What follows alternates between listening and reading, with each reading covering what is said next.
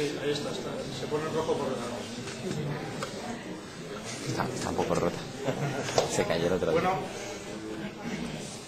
vamos a empezar.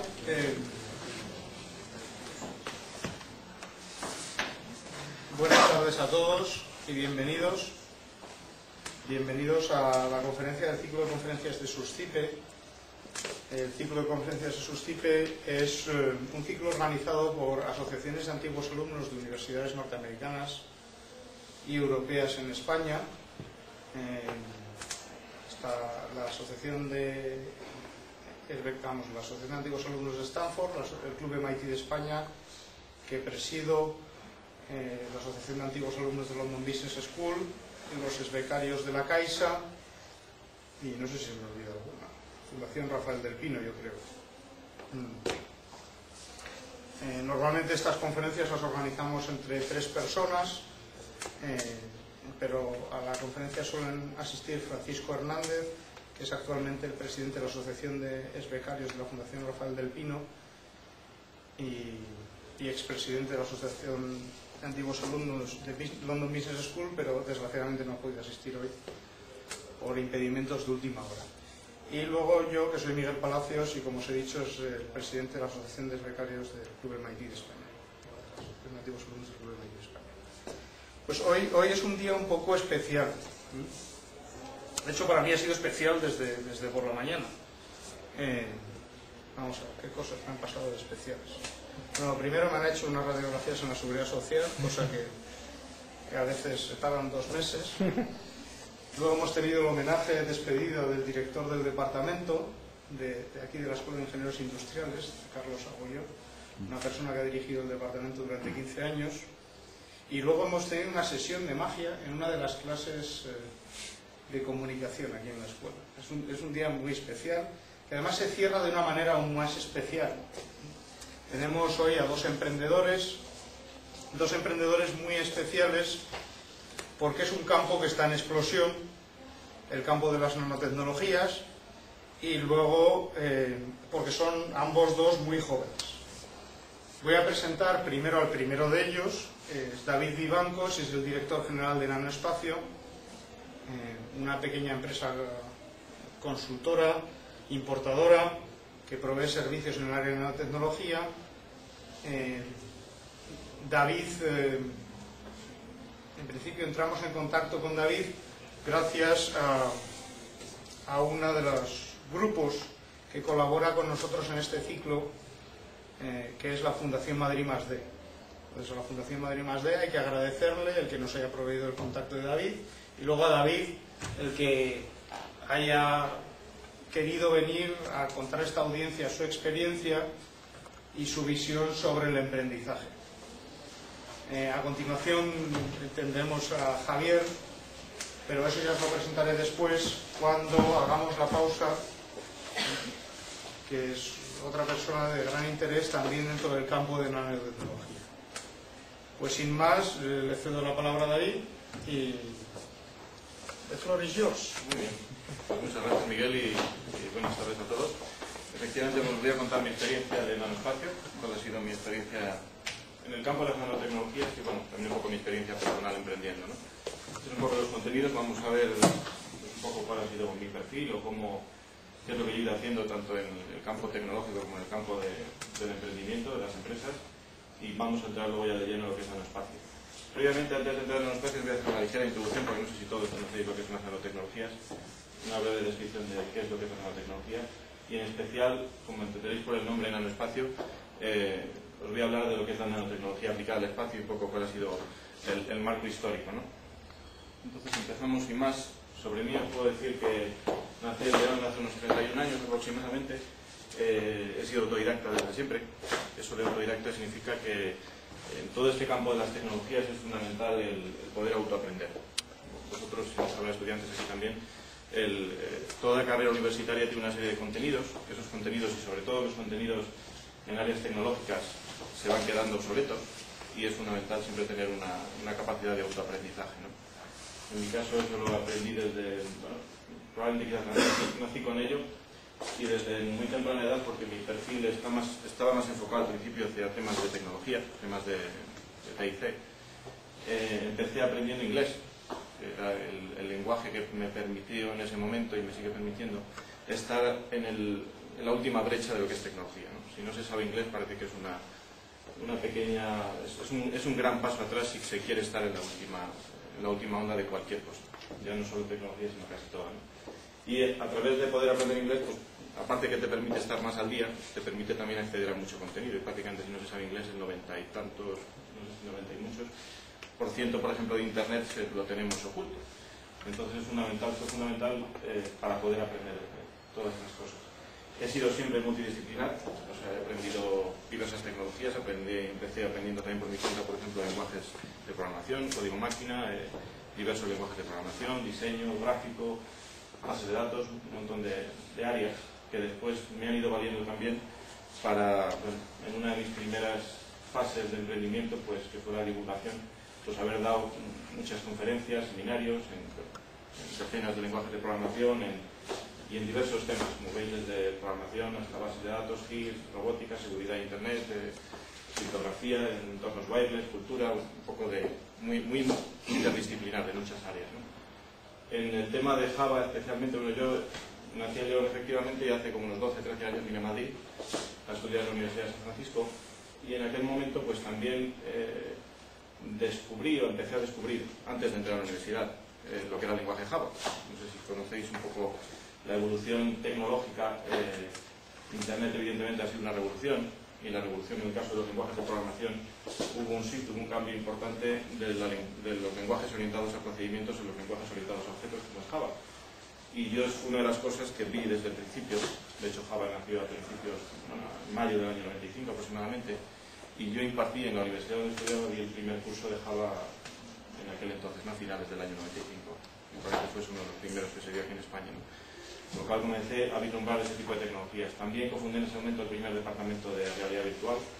También es un tema emergente, que nació un poquito antes. Precisamente la semana pasada hay una conferencia en Salamanca sobre los 50 años de la realidad virtual. Pero yo en esas fechas fue cuando comencé a trabajar, ¿no? Con ese tipo de tecnologías. Y también con el concepto de ciberespacio, que en aquel entonces estaba muy linkado con el tema de la realidad virtual. De hecho, en una novela de William Gibson es donde aparece esta palabra, que se acuña por primera vez esta palabra con relación a la interacción hombre-máquina, la interacción del hombre con tecnologías cibernéticas. Pero después, como todos sabéis, o bueno, lo habéis escuchado seguro, ha trascendido y Internet prácticamente se conoce también como el propio ciberespacio, ¿no? En el aspecto emprendedor, pues yo creo que siempre he tenido efectivamente también una iniciativa emprendedora desde muy pequeño, porque creé un periódico en la escuela cuando era pequeño. Siempre he tenido ese interés, ¿no? Y siempre he querido tener también esa innovación, siempre he intentado ver un poco más allá de lo que son las tecnologías actuales, y eso me ha llevado pues a lo largo de diferentes empresas, pues, aparte del tema de Java que os he comentado, incluso anteriormente también vislumbré otros temas por ejemplo, de gráficos en alta resolución y cosas que vas viendo desde anteriormente, ¿no? Y en el caso de más tecnologías de información, también en el año 99, 2000, hicimos cosas, fuimos los primeros en hacer cosas con temas de PDA, por ejemplo, de sistemas de inalámbricos, que hoy por hoy, si nos vamos a ver una PDA desarrollada, no deja de ser algo parecido al iPhone, ¿no? Es un sistema, si lo desarrollas bien, es prácticamente lo mismo, y nosotros empezamos a hacer cosas de entonces. Mis primeros pasos laborales fue trabajar primero como autónomo, sobre todo en temas de formación de nuevas tecnologías para empresas. Fue una etapa bastante densa en ese sentido, porque empecé a dar muchísimos cursos, luego llegó a dar hasta 12 horas diarias de formación. También fue una etapa en la que pude comenzar a tener recursos económicos que después me permitieron continuar, pero fue una etapa muy densa que me ayudó muchísimo, me ayudó a aprender un montón de tecnologías, porque como he visto, muchas tecnologías distintas que tenía que ir también en muchos casos pues actualizándome, reaprendiendo nuevas cosas para poder ir avanzando.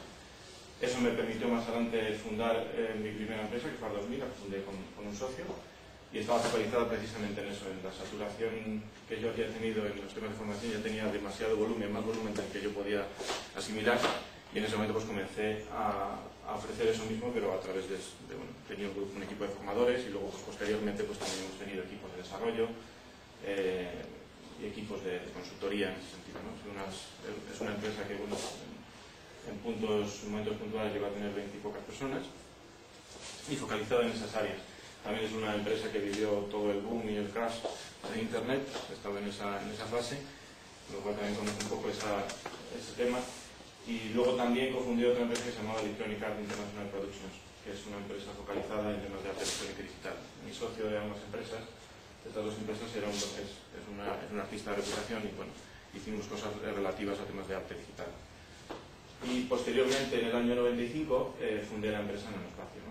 Luego os explicaré por qué hago ese cambio, porque llevo prácticamente pues, hasta el año 2005 involucrado fundamentalmente en tecnologías de la información y por qué decido hacer el cambio también a nanotecnología. Entre otras cosas también por esa iniciativa y por esa innovación.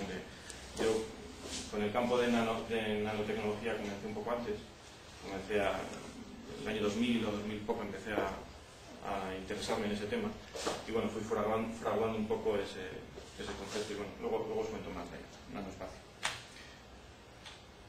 Vamos a pasar a hacer una pequeña introducción de la nanotecnología. No sé si todos conocéis qué es exactamente la nanotecnología, pero la nanotecnología se ocupa de la producción, investigación y ingeniería de estructuras a escala nanométrica. Conocer desde nanomotores, como es ese caso, a cualquier tipo de estructura. La palabra nano proviene del griego, nano significa literalmente nano, y para ver una escala, pues un nanómetro son 10.000 veces, el diámetro de un nanómetro es 10.000 veces menor que el grosor de un cabello humano. Y en una escala comparativa, pues un nanómetro es a una pelota de fútbol, lo que una pelota de fútbol sería toda la Tierra. Pues vemos qué cantidad de espacio tenemos ahí dentro. Y esta es una escala que hicimos nosotros, que no se ve muy bien, en el que se puede ver, por ejemplo, que un metro es uno de los robots más avanzados que es Cyborg, 10 a la menos 3 es el tamaño más o menos de un grano de polen, 10 a la menos 6 es la microtecnología que ha permitido la revolución de las tecnologías de la información, que ya microordenadores, y luego 10 a la menos 9 ya es el tamaño no atómico, porque atómico es 10 a la menos 10, por ejemplo el tamaño de hidrógeno, que sí que hay átomos con más diámetro, pero es casi el tamaño atómico la nanotecnología. Y bueno, que no es el caso de la conferencia, seguimos si queréis un poco más abajo, el 10 a la menos 14 es el tamaño del núcleo atómico, 10 a la menos 18 es el tamaño de los electrones que ondan el núcleo atómico y de otras partículas, de los quarks. Y luego más abajo todavía se supone que la escala más pequeña a la que se puede llegar es la escala de Planck, 10 a la menos 35, que hoy por hoy se teoriza con el tema de las teorías de las supercuerdas. Bueno, son temas especulativos de momento y donde los matemáticos y los físicos se entretienen mucho últimamente.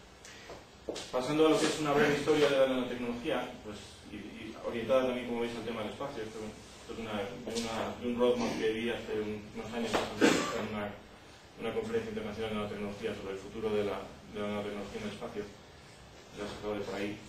Y la nanotecnología comenzó de alguna manera con una charla que dio una de las personas científicamente más influyentes del pasado siglo, del siglo XX, de Richard Feynman, que se llamó The Plenty of Room at the Bottom, hay mucho espacio ahí abajo. Y en esa charla que dio, luego está transcrita, podéis leerla por internet si tenéis interés, establece las bases físicas y las bases que explican por qué efectivamente hay mucho espacio debajo y con todo lo que hay debajo se pueden fabricar muchas cosas.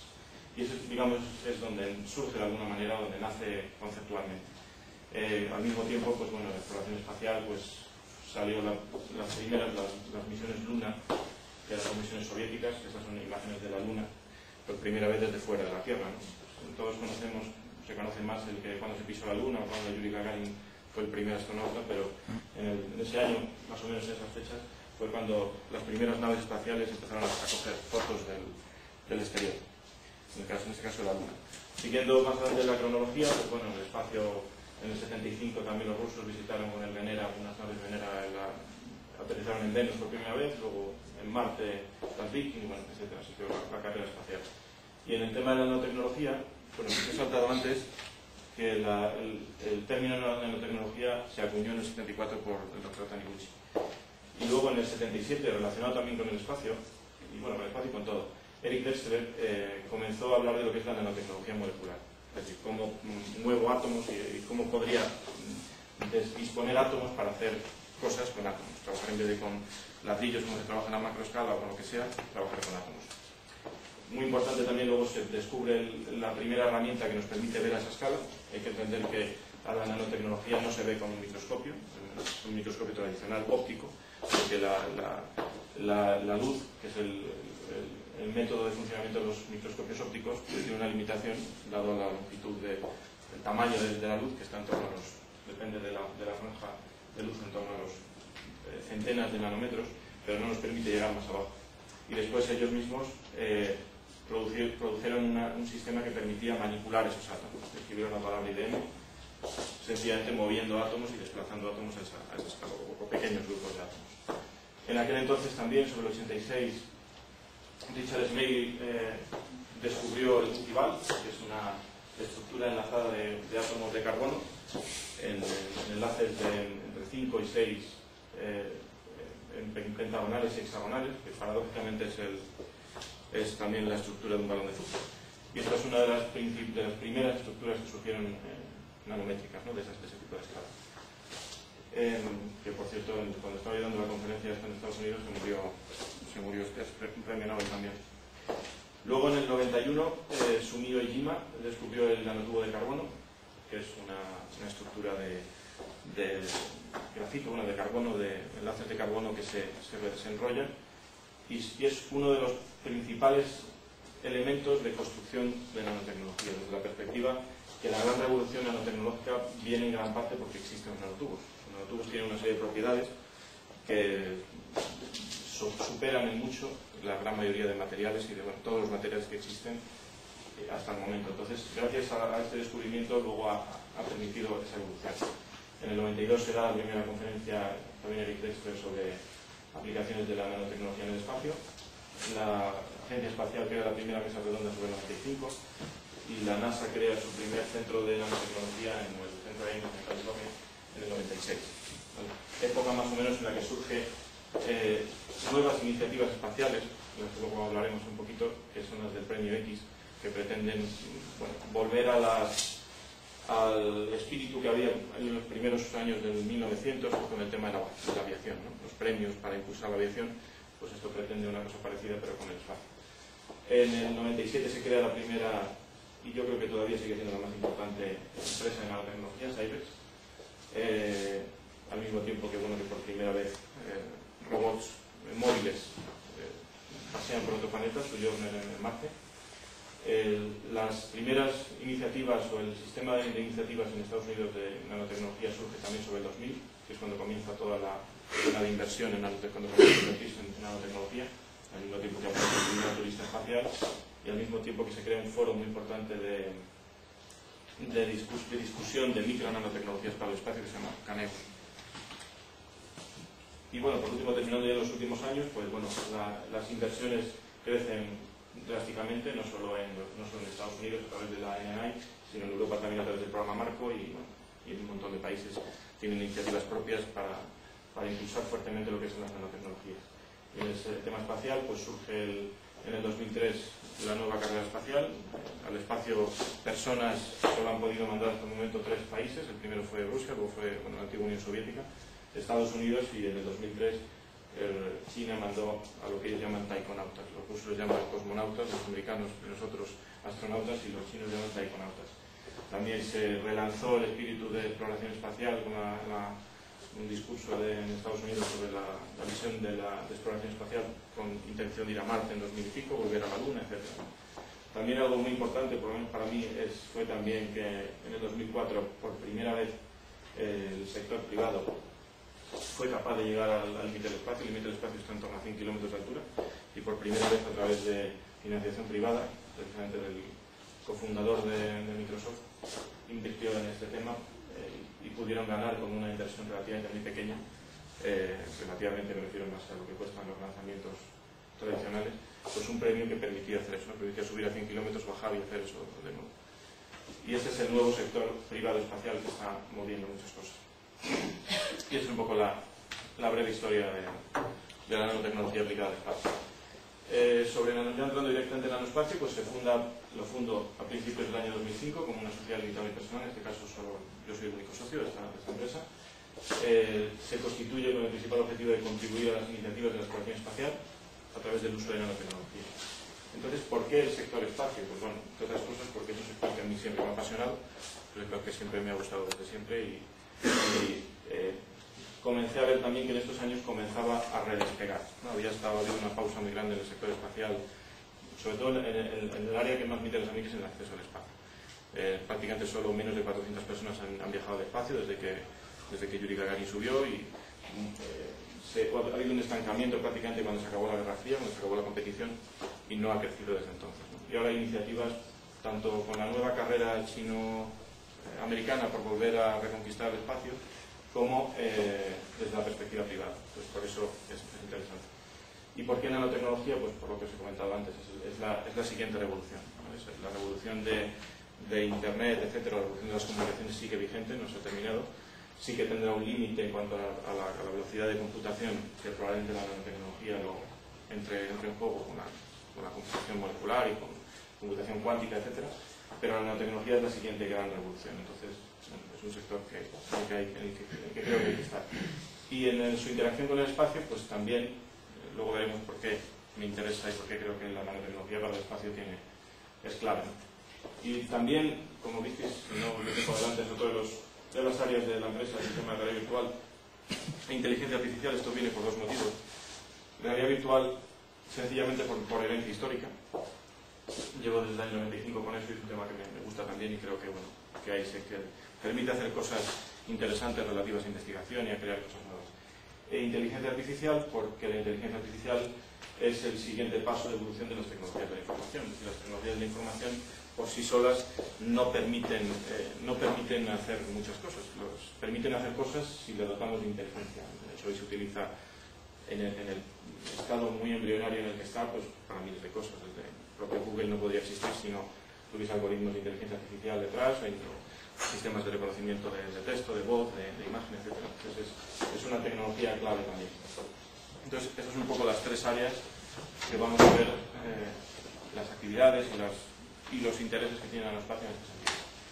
En el tema espacial, pues somos una de las empresas proveedoras de la Agencia Espacial Europea. Esto es, es mucha tramitación, como todas. No hay más de 100 empresas en España que estén registradas como proveedores de la Agencia Espacial Europea. Pues, mucho papeleo y bastante tedioso, más que los propios contratos públicos, todo ese tipo de cosas. Un eslabón superior, algo parecido a los proyectos europeos, no sé si estáis en relación con ellos. Y también para participar precisamente en proyectos de la agencia. La agencia funciona por proyectos generalmente de investigación, que luego pasan a ser proyectos de producción, aunque bueno, para productos de producción solo entran las empresas prime, las principales, pero hay muchos proyectos de investigación que van surgiendo, y si en alguno encaja en tus servicios, pues puedes optar a ellos con otras compañías o solo con otras universidades. Yo he participado también en las mesas redondas, en las últimas mesas redondas de la Agencia Espacial sobre nanotecnología y espacio, y también en aspectos de divulgación y otras actividades relacionadas, como os comentaba, con el sector privado espacial. De hecho, también en alguna conferencia que he dado en Estados Unidos he promovido la creación de paneles de discusión de este tema, ¿no? Para que os veáis, el sector privado espacial aglutina sobre todo a mucha gente que ha hecho dinero con Internet en Estados Unidos. En Canadá también algo, pero sobre todo en Estados Unidos. Pues, por ejemplo, Jeff Bezos, uno de las personas, la persona detrás de Amazon.com, pues está invirtiendo, quiere comprar un rancho gigantesco y está construyendo naves espaciales ahí en Estados Unidos. El fundador de PayPal también, con el que he tenido yo la ocasión de hablar de aquel entonces para este tema, pues también está creando, ya tiene creado una empresa que se llama SpaceX, que está empezando a lanzar sus primeros cohetes. Y bueno, y como eso, pues mucha gente también del tema de hoteleros, de dinero con hoteles también están. Hay mucho movimiento en el sector privado espacial. Por desgracia, aquí en Europa apenas hay, pero en Estados Unidos hay mucho. Entonces, nuestras capacidades técnicas son, pues, tanto la planificación, análisis de inversiones. Las capacidades técnicas, fundamentalmente en el sector espacio, vienen a enfocar la posible participación en los proyectos de ciencias. De ahí vienen las capacidades. Temas de consultoría, temas de desarrollo de software científico y simulación. Muchos de los TRP, de los proyectos de investigación de la agencia son relativos a temas de simulación.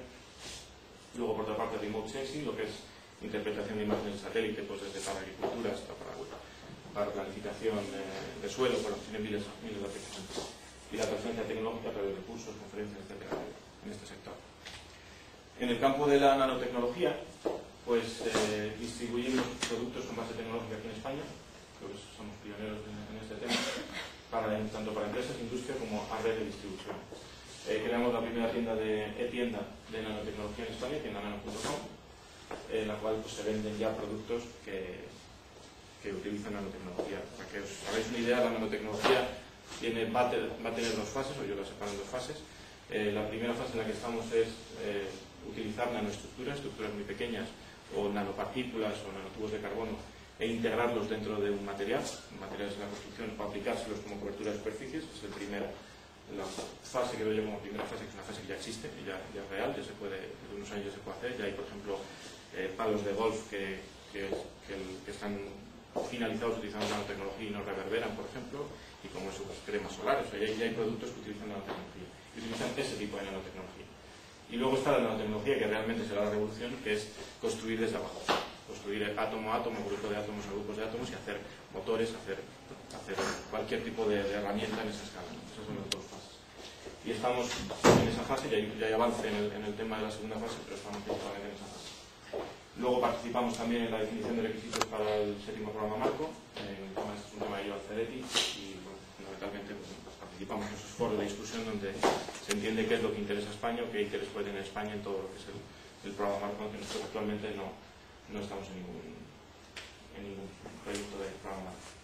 Luego, en los aspectos de divulgación y sus aplicaciones en el sector espacial, pues bueno, impartiendo diversas conferencias en Estados Unidos, aquí en Europa también, en Bélgica estoy impartiendo una de las últimas en una conferencia sobre nanotubos y nanomateriales.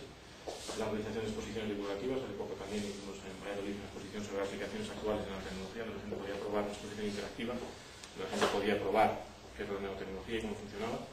Y bueno, me ha realizado entrevistas en televisión, prensa y radio en este sentido.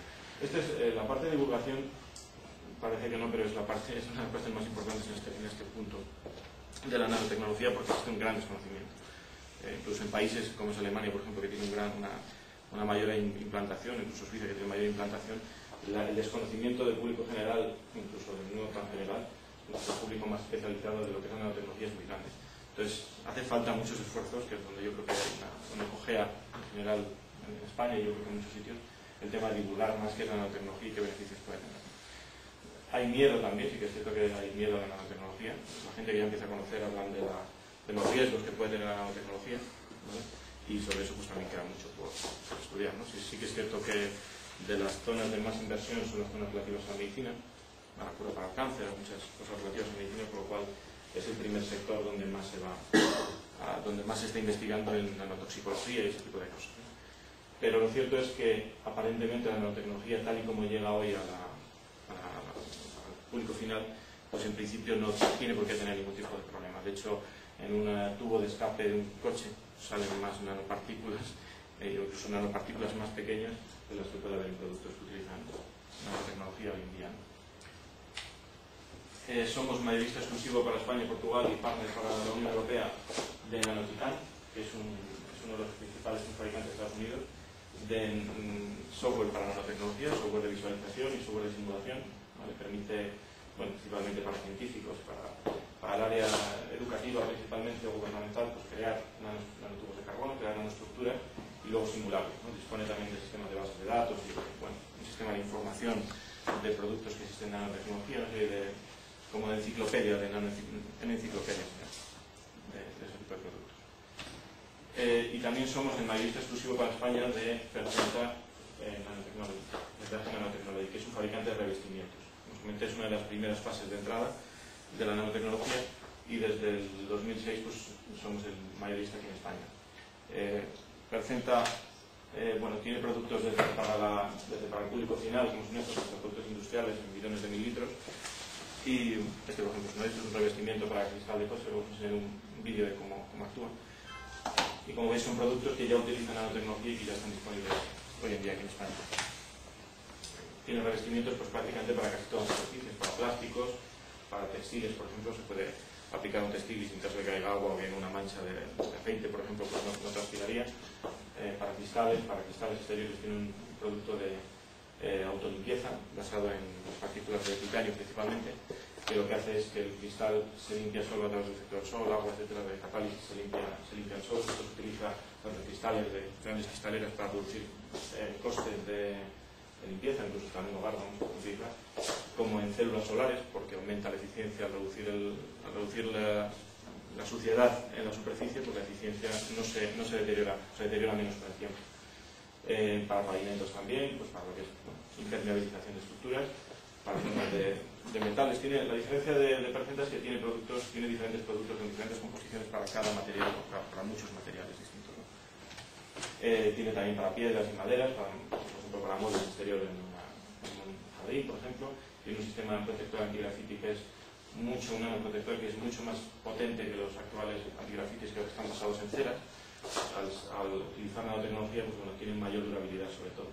Esto se lo que tiene espuma nanotecnología también, que es para temas de lacados de coche, lacados de ciertos cristales de vehículos, este producto que os he enseñado, para llantas, para lacado, bueno, tiene una gran variedad de productos. Esto es un ejemplo, ¿no? En una tapicería de un coche, pues como al estar aplicado con el producto, pues el agua no llega a penetrar en la superficie, o como en un casco de una moto, pues se puede hacer la conducción más segura porque no el agua resbala de la superficie con mayor facilidad. Este es otro ejemplo, por ejemplo, una vitrocerámica con unas superficies oleosas, si en el caso de que no esté revestido se dispersa, y en el caso de que esté revestido se queda, hace el efecto del loto, que se queda en la superficie, ¿no? En este caso igual sobre madera, se puede ver la diferencia. Voy a enseñar unos vídeos.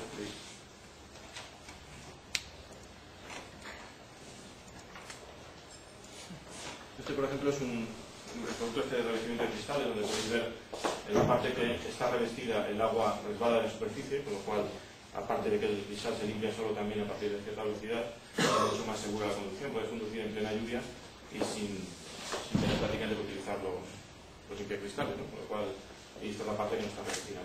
Es una aplicación práctica, una aplicación además súper económica que permite ya utilizar productos con base nanotecnológica. Y otros ejemplos.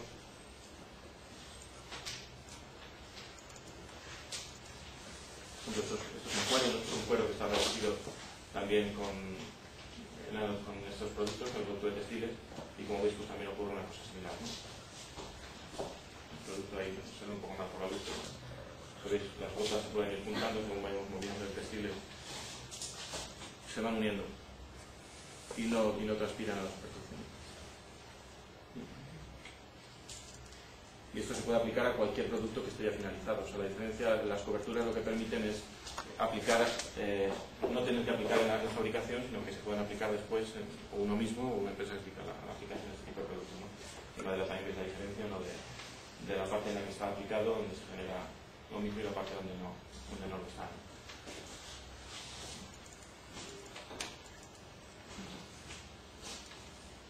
Y por último, este por ejemplo es de un suelo también, que normalmente los suelos son este tipo de suelos, por ejemplo porcelánicos, que tienen mucha transpirabilidad de agua, de suciedad, etcétera, y en este caso pues el agua resbala de las superficies, generan también las mismas gotas famosas y nos permiten que penetren en el material, como podéis ver, las gotas así. Entonces esto es ya nanotecnología que se puede utilizar a día de la fecha. Esta es, por ejemplo, lo que os contaba, la primera tienda electrónica. También podéis ver muchos vídeos más sobre otros productos, y ver un poco cómo funcionan, vídeos también de cómo se aplican, cuál es el proceso que lleva a aplicar este tipo de productos. Pasando al tercer capítulo, al tema de la realidad virtual e inteligencia artificial, pues las actividades fundamentalmente están enfocadas al desarrollo de mundos de realidad virtual. Veremos que la realidad virtual se puede aplicar a prácticamente cualquier tipo de sector, en casi cualquiera, que no era algunos, pero en casi cualquier sector se puede encontrar, incluso ya se utiliza en muchos casos la realidad virtual. También hacemos suministro de hardware de realidad virtual y de realidad aumentada. La realidad aumentada, la diferencia con la virtual es que la realidad virtual nos permite, la realidad virtual fundamentalmente es tratar de simular cualquier experiencia real o ficticia con el máximo realismo posible, con la máxima inmersión posible, ¿no? Y la realidad aumentada lo que trata es de complementar la realidad que ya existe. Es decir, yo puedo tener unas gafas de realidad virtual y encima de esta mesa pues ver que me aparece aquí un objeto que no existe, ¿no? Se utiliza, por ejemplo, en temas militares para las cabinas de los pilotos de los aviones, para que les vaya apareciendo información contextual. Se puede utilizar incluso ya en ocio para dar una vuelta por Nueva York y ver con esas gafas acercarme por ejemplo, al Empire State y que me diga la información de cuándo se creó. cuando se construyó, etcétera, con sistemas de GPS, y se utilizará más cuando los wearable computers, cuando los ordenadores que llevas encima sean más potentes, tendrán mayor implantación. Luego también hacemos exposiciones de temas de nanotecnología, este es uno de ellos, y también hacemos desarrollo de aplicaciones de inteligencia artificial. Entonces, brevemente, pues bueno, estas son algunas de las aplicaciones que se pueden hacer con realidad virtual, como en medicina, por ejemplo, para temas de entrenamiento de personal médico, como en cibercirugía, como en temas de fobias a volar, por ejemplo, o a animales, etcétera, tiene mucha aplicación. En sistemas relativos a la cultura, por ejemplo, pues en reconstrucción virtual, por ejemplo, de la Grecia antigua, de Roma antigua, se puede reconstruir ciudades enteras, se pueden utilizar para temas educativos también, para temas de campus virtual, tienen muchísimas aplicaciones. Temas de ocio, pues bueno, desde los temas típicos de cine, hasta temas de ocio y golf. En temas de entrenamiento y simulación también, pues desde para enseñar a un operario a manejar un camión o cómo se coloca una determinada pieza, hasta simular completamente una cabina, por ejemplo, un lanzamiento de un shuttle de un transbordador espacial. En inmobiliario también, en temas de tanto de inmobiliario como en construcción, pues se puede utilizar para ver el impacto, por ejemplo, ambiental de un puente que va a tener en un determinado lugar, como para ver una promoción, como para ver, bueno, tiene muchas aplicaciones. La realidad virtual, básicamente, la realidad virtual puede estar basada en imagen real o basada en imagen sintética. Y en imagen sintética cada vez las técnicas de visualización son más potentes y cada vez conseguimos más realismo, ¿no? Y se puede llegar a simular más cosas. Y cada vez la inteligencia artificial también nos permite, bueno, que en el entorno sea interactivo, que el entorno sea vivo y es un campo grande. En el caso de Internet y de marketing y promoción, pues también el tema de Second Life y otro tipo de entornos virtuales pues permiten, bueno, crear entornos en los que las personas interactúen o como sistema de promoción o marketing, o también utilizar externamente Internet la realidad virtual para promocionar un determinado producto. En el caso de inteligencia artificial, pues fabricamos hace un año y pico un robot que se llama Nanoespacio Custom Search, que básicamente lo que permite es aplicar inteligencia artificial a las búsquedas en Internet. Cuando yo busco, por ejemplo, el término jaguar, por ejemplo, en Internet, pues lo típico que me va a hacer Google es sacarme tanto el coche Jaguar como el animal, como también una ciudad por ahí no sé dónde que se llama Jaguar, como muchos enlaces más. Entonces este sistema permite, a través de enseñar al sistema qué es lo que estamos buscando de una forma muy sucinta y muy rápida, que me vaya automáticamente descartando las páginas que no quiero. Incluso tiene un sistema de búsqueda automática para que una vez ya le he enseñado cómo quiero que busque, qué es lo que estoy buscando, le puedo dejar solo y busca solo y luego únicamente tengo que ver los resultados y veo que me interesa. Se comenzó a comercializar principalmente en el sector en Estados Unidos de cara al público final, pero el impacto que ha tenido no ha sido el suficiente que hemos querido. Entonces, bueno, estamos viendo a ver si la siguiente versión, cómo vamos a reenfocar el sistema, si lo vamos a enfocar más en la empresa, como está intentando. Pero básicamente lo que permite es ese tipo de sistema, ¿no? Y bueno, con esto se termina lo que es la parte de las actividades. Y en cuanto a lo que es investigación en futuro, pues la investigación activa es principalmente, o bueno, únicamente en este caso, sobre aplicaciones de la nanotecnología para el acceso al espacio. Como comenté, yo creo que el principal escollo que hay hoy por hoy está en el lanzamiento, está en llegar al espacio, sigue costando más, incluso más de lo que costaba hace unos años llegar al espacio, y es la principal barrera que hay que superar, ¿no? Entonces es una investigación a largo plazo, no tenemos tampoco mucha financiación, con lo cual es una pequeña investigación en este campo, aparte evidentemente de estar al día en todos el resto de campos, ¿no? Esto también corresponde a una diapositiva de una conferencia que impartí, donde la nanotecnología en el caso del espacio, en casi todos los casos, suele estar acompañada de biotecnología y de las tecnologías de información. En el caso de espacio hay tres tipos de nanoestructuras o sistemas. NEMS o MEMS viene de Nanoelectromechanical System, y MEMS es la versión microtecnología, y son es el sistema, dos de los tipos de máquinas que nos van a habilitar a trabajar a esa escala, tanto en la escala nanotecnológica como en la microtecnológica, porque nosotros si trabajamos en la nanoscala solemos necesitar tener un interface con la escala macro, con lo cual vamos a necesitar tanto nano dispositivos como microdispositivos, como macrodispositivos para tener esa interacción por regla general.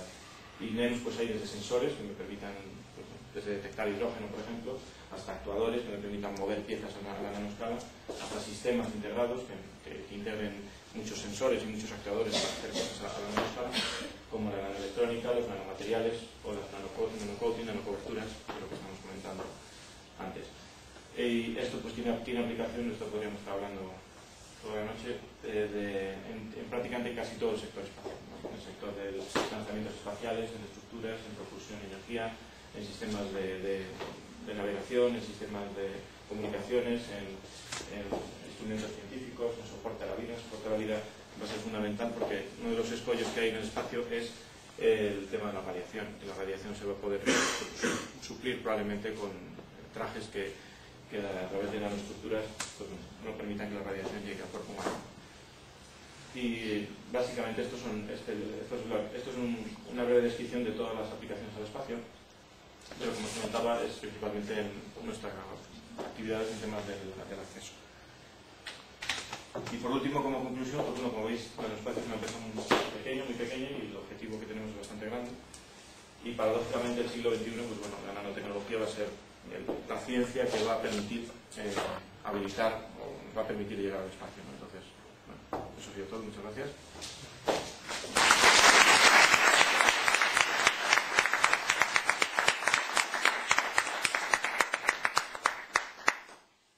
No sé si queda tiempo para alguna pregunta. Sí, pero normalmente cabe tiempo para un turno de preguntas. Bueno, yo tengo una. Vamos a ver. Tú has pasado por subida, bajada, subida, ¿no? No sé, con la burbuja de internet, has pasado una subida, una bajada, una subida. Entonces quería que contases un poquito tu experiencia de emprender en España, cómo lo ves a futuro. Bueno, yo creo que emprender en España depende fundamentalmente del sector. Yo creo que emprender en España es viable, es una alternativa laboral más, pero depende mucho del sector en el que estemos. Depende del sector, puede ser más fácil o menos fácil, y como siempre emprender depende evidentemente de tener un capital. En mi caso nunca he requerido de financiación externa, o sea, bueno, básicamente mis empresas se han retroalimentado con los propios clientes, he podido gestionarlo de esa manera. También ha sido una de las limitaciones de que no haya crecido tampoco especialmente, porque ha pasado siempre con las cosas de esa manera, ¿no? Pero la financiación es uno de los aspectos, los equipos es otro aspecto muy importante para que un proyecto emprendedor salga adelante, tener un buen equipo. Las personas, a fin de cuentas, son las que son capaces de hacer o no hacer nada en una empresa. Y luego, pues la oportunidad. Siempre, si damos con una necesidad que realmente exista y que tengamos un mercado para ella, pues podremos llegar a ella, ¿no? En el caso de Nanospacio hay partes de la empresa que son, bueno, básicamente capricho, entre comillas, porque no hay sector en este caso, no hay sector, por lo menos aquí en España, no hay sector para ello, ¿no? Pero hay otras partes, bueno, que sí que tienen su mercado, ¿no? Por eso también, entre otras cosas, como no dispongo de una gran inversión, pues sí que se trata de tener diversas cosas que permitan generar ingresos, ¿no? Para los demás. Bueno, tampoco descarto en el futuro que haya inversiones. Y ahora, una continuación a esa pregunta es ¿en qué volumen de gente y facturación más o menos te estás manejando y cuál es tu perspectiva de futuro? Bueno, en este caso la facturación de Nanospacio no es algo público, entre otras cosas por motivos de competencia. En las empresas anteriores, pues bueno, el global de todas mis empresas ha facturado pues, varios millones de euros en total. ¿Y gente que tengáis más o menos trabajo? Pues actualmente Nanospacio se compone por 3 personas y aparte lo que es la red comercial y la red de staff y la red de desarrollo, pues cuando hay proyectos se subcontrata, o se contrata, mejor dicho, desarrollo y hardware software. ¿Y el futuro lo ves? El futuro lo veo en algunas cosas, en el tema por ejemplo de nanotecnología lo veo bastante brillante, creo que va a haber mucho futuro de todo este tipo de productos y de empezar a meter la nanotecnología en este caso en España, y en el resto en el caso especialmente del espacio, pues lo veo muy lento. Es una cosa que llegará poco a poco, a no ser que tenga un impacto, una inversión muy grande en ese sentido o que pueda desarrollar otras actividades. Sí. ¿Has dicho que no necesitaste inversión al principio? ¿La buscaste o simplemente ¿Empezaste el negocio? No, empecé el negocio, como os comenté, primero empecé como, al principio de todo, empecé como autónomo. Mis primeros años fueron de autónomo. Y en ese momento fue cuando también entré justo cuando entré a hacer eso era un momento en el que hacía mucha falta ese tipo de formación en nuevas tecnologías, sobre todo con casi todos los cursos que iban destinados a empresas, a grandes empresas. Y fue una forma de capitalizar y obtener ingresos para poder empezar, de alguna manera. Y luego como las cosas van surgiendo una detrás de otra, parece que esto de las empresas no surge con una idea, pero luego al final la realidad te va diciendo cuál es el camino que debes seguir. Porque, bueno, tú tienes una idea muy clara de qué es, de dónde vas, pero luego los eventos que van sucediendo te van guiando. Sí, pero tú me has dicho que si te realimentas, el crecimiento sostenido, si inviertes en inicial, a lo mejor tu crecimiento es exponencial, ¿no? Correcto. ¿Has tenido alguna vez alguna tentación de irte a otro país donde la inversión sea más fácil de conseguir? Sí, la he tenido alguna vez. Pero en mi caso no ha sido la inversión, no sé si hubiese llegado o no, pero lo cierto es que no la busqué, es decir, tampoco sé si aquí hubiese encontrado financiación. Yo creo que aquí en España, sobre todo en esas épocas, de hecho, incluso para algunos proyectos de internet, pues buscamos financiación para otros clientes, lo cual no sé si hubiese, o si hubiese en el futuro la tendré, ¿no? Pero yo creo que aquí en España también hay inversión, aquí se ha invertido dinero, no tanto como en otros países, pero aquí se ha invertido bastante dinero, ¿no? Sí. Sí, te quería preguntar si estáis cubriendo áreas de secuestro de CO2 por una parte, o estáis buscando algún tipo de aplicación en nanotubos de carbono aplicado a memorias no volátiles en todas esas áreas de investigación. No, nuestras áreas de investigación se basan en lo que es la parte de acceso al espacio, en cómo a través de nanotubos de carbono o otras nanoestructuras o nanomateriales poder mejorar los sistemas de propulsión que hay hoy por hoy, los sistemas de cohetes, etcétera, o también tratar de crear nuevos sistemas desde cero. No, pero en temas de ese tema no tenemos nada. Y en la parte de acceso al espacio, ¿estáis más en la validación de modelos de prueba y envío o en química aplicada? Estamos en una fase de investigación teórica. No estamos en una fase de tampoco tenemos capacidad inversora para pasar ni capacidad inversora ni la base teórica final para poder entrar en esta fase teórica. ¿Alguna pregunta más? Bueno, pues nada, muchas gracias. Vamos a hacer una pausa de 5 minutos.